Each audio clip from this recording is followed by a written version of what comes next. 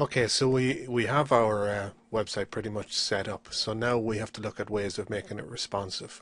And we can make it responsive using CSS. So there's a couple of ways of going about this. The first way is by embedding all your styles onto the one sheet, and the second is by embedding them or putting them onto a separate style sheet. We look at both ways, but in both instances we need to include a particular code in the head of our document in order to tell the browser that what we want them to do.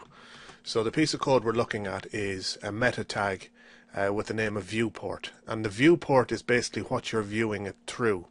So if you think of your phone screen as your viewport, that's the area that you want to target.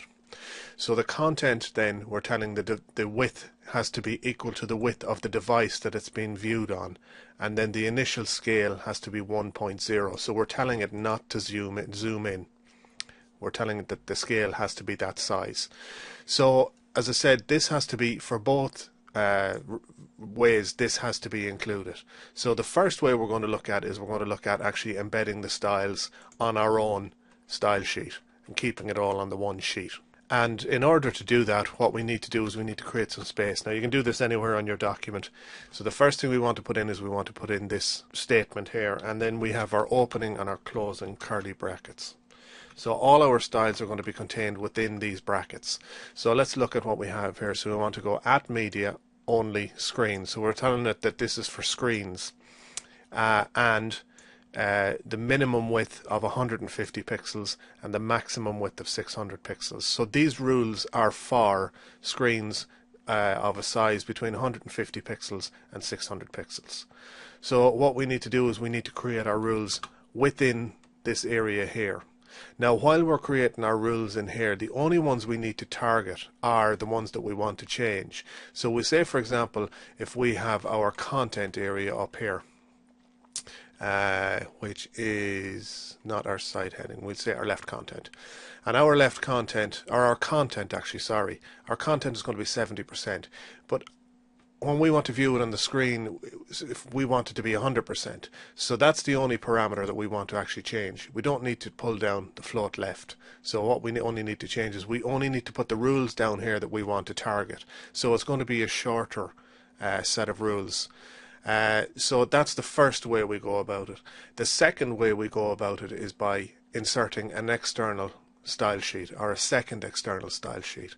And how we do that is we can go ahead and we can create another external style sheet and create a link to it here. So this is the link that I'm creating here, and as you can see, it's a style sheet, it's a text CSS, and the href is handheld CSS. So we say that's actually going to be underscore CSS because it's going to be contained in that folder, and the style sheet is going to be called handheld CSS, and it's for media with a max width of 600 pixels. So that's what we're telling it here. And then all we need to do is we need to create a second style sheet called handheld CSS, and we put our styles in that. So there are the two different ways we can go creating our external styles for our responsive design. Now the most efficient one to use is the one that we do and put it onto our style.css rather than creating a second document for handheld CSS. And the reason behind that is every time you create a different link in your head, it means that you're sending the browser, or you're asking the browser to query to send a second request back to the server. So the less requests you have for more information from the server, the faster loading your page will be.